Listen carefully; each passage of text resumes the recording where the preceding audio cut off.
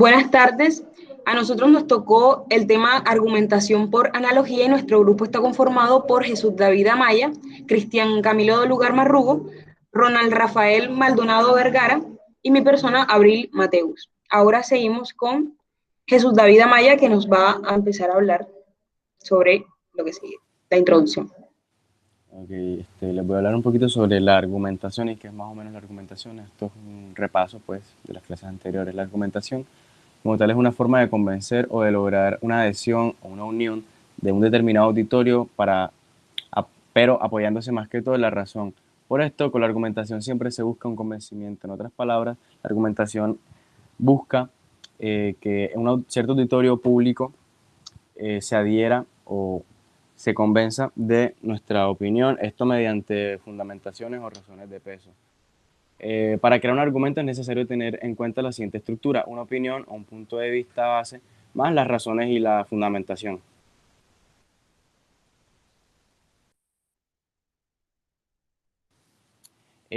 Por ejemplo, un ejemplo de un argumento podría ser: yo opino que la materia de metodología no tiene un buen profesor, pues siempre que estamos dando clase, en vez de hablarnos sobre el tema de colación, empieza a conversar sobre cosas de su vida privada, dejando de lado todo el tema a tratar. El punto de vista sería, pues, yo opino que la materia de metodología no tiene un buen profesor. Este sería el punto de vista base. Y el desarrollo o fundamentación de esta idea sería: pues siempre que estamos dando clase, en vez de hablarnos sobre el tema de colación, empieza a conversar sobre cosas de su vida privada, dejando de lado todo el tema atrás.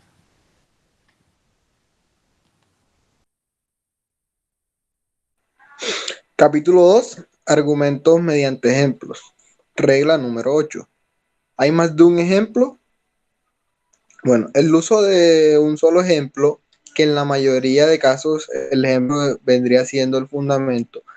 En un argumento usualmente sería usado para una ilustración, pero esto no da el apoyo necesario para que nuestro argumento sea válido. Por esta razón se utiliza más de un ejemplo o fundamento. Como podemos ver en el siguiente ejemplo, lo que no se debería hacer.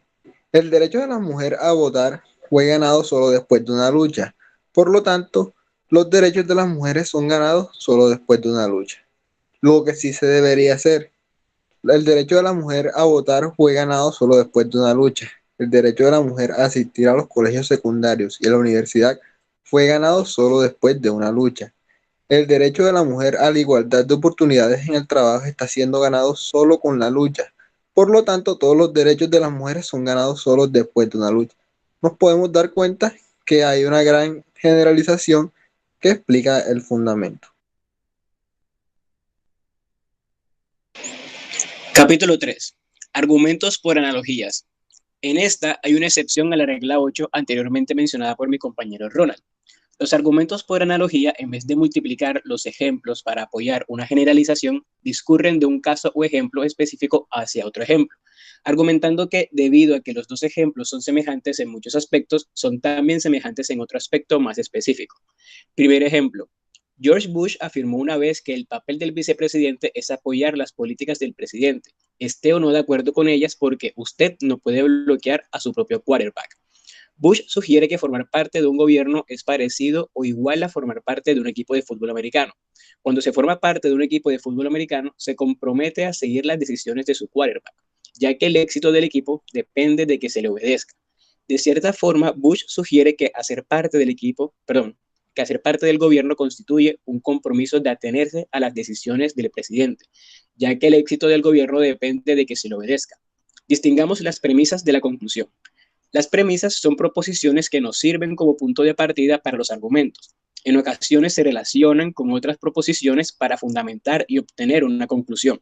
La conclusión es el objetivo del razonamiento y se deriva de las premisas y su fundamento depende de ellas. En la argumentación, las analogías existen dos premisas y una conclusión, o por lo menos así ocurre en este argumento. Primera premisa. Cuando usted forma parte de un equipo del fútbol americano, se compromete a atenerse a las decisiones de su quarterback, ya que el éxito del equipo depende de la obediencia de sus integrantes. La segunda premisa. El presidente y su gobierno son similares a un equipo de fútbol americano porque su éxito también depende de la obediencia de sus integrantes. Y la conclusión. Por lo tanto, cuando usted forma parte del gobierno, se compromete a atenerse a las decisiones del presidente.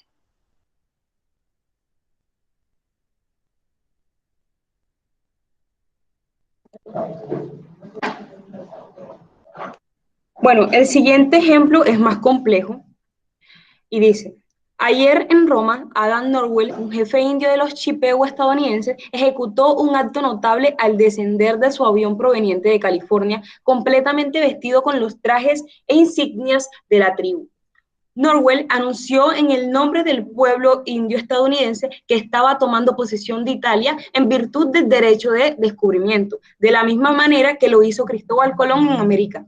Yo proclamo este día el día del descubrimiento de América, dijo Norwell. ¿Qué derecho tenía Colón al descubrir América cuando ya estaba siendo habitada desde hacía miles de años? El mismo derecho que ahora tengo para llegar a Italia y proclamar el descubrimiento de su país. Norwell está sugiriendo que su descubrimiento de Italia es similar al descubrimiento de América por parte de Colón, en al menos un aspecto importante.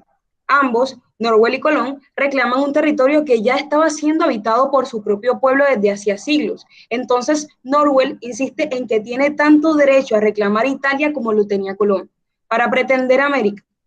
Pero, por supuesto, Norwell no tiene derecho a reclamar Italia, por lo tanto, Colón no tenía derecho a reclamar América. Distingamos entonces la premisa de la conclusión.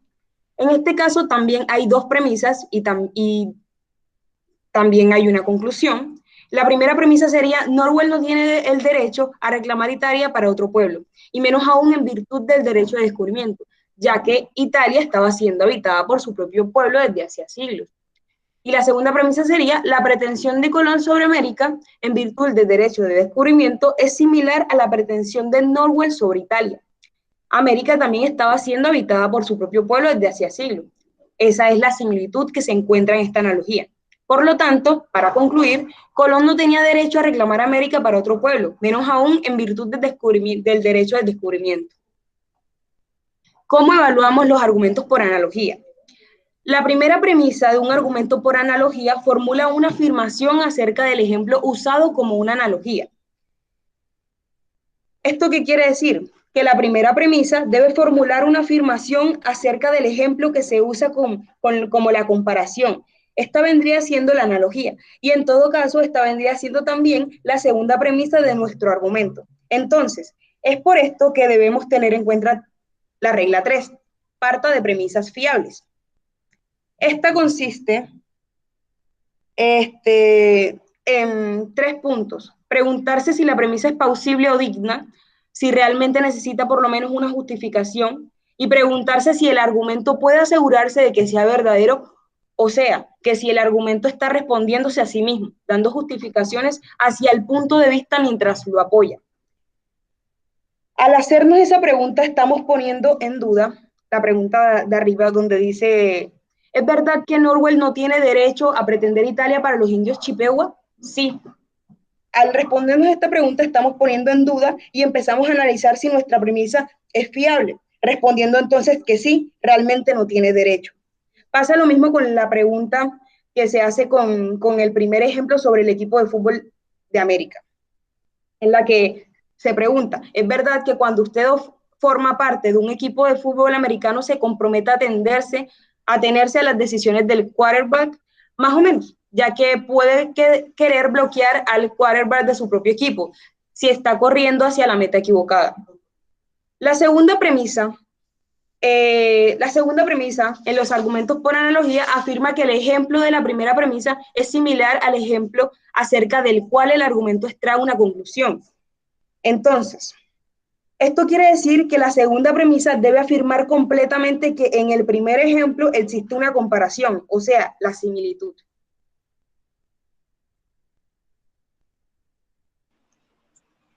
Las analogías no requieren que el ejemplo usado como una analogía sea completamente igual al ejemplo de la conclusión. Una administración pública no es absolutamente igual a un equipo de fútbol americano. La administración está formada por miles de personas, por ejemplo, mientras que un equipo de fútbol americano involucra a 30 o 40 personas. Las analogías requieren solo similitudes que sean relevantes. El tamaño del equipo es irrelevante para el argumento de Bush.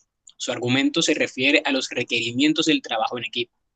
Una diferencia relevante entre un equipo de fútbol americano y una administración pública es que en el juego de fútbol todo depende de pensar y actuar con rapidez, mientras que las decisiones de la administración deben ser tomadas usualmente con cuidado y reflexivamente.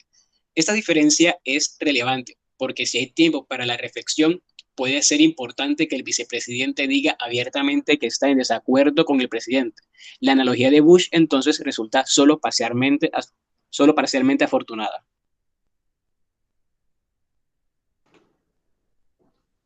De igual modo, en el siglo XX, en Italia no es absolutamente igual al siglo XV que en América. Cualquier alumno del siglo XX sabe de la existencia de Italia. Por ejemplo, mientras que en el siglo XV América era desconocida para la mayoría de las personas del mundo, Norwell no es un explorador y un avión comercial no es la Santa María. Norwell sugiere, sin embargo, que estas diferencias no son relevantes para la analogía. Norwell intenta recordarnos simplemente que no tiene sentido reclamar un país que está ya habitado por su propio pueblo.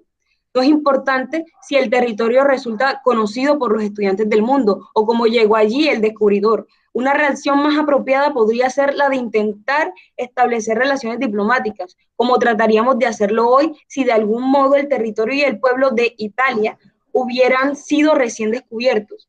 Esta es la cuestión que plantea Norwell y tomada de esa manera su analogía constituye un buen argumento.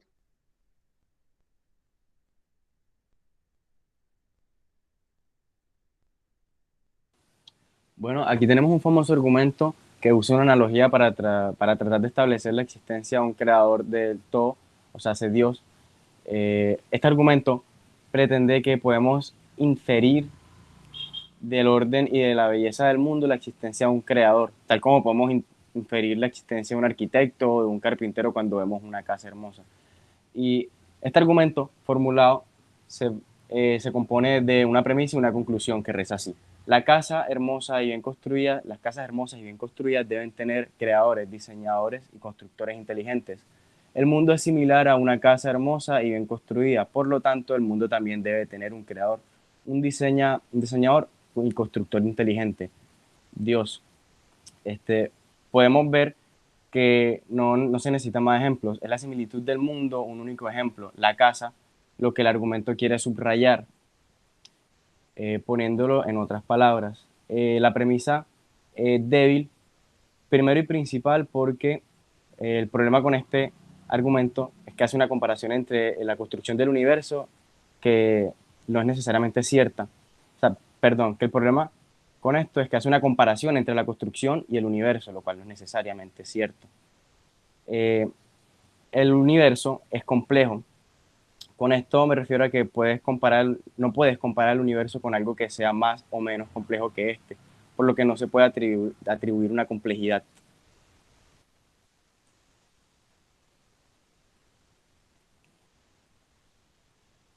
Gracias.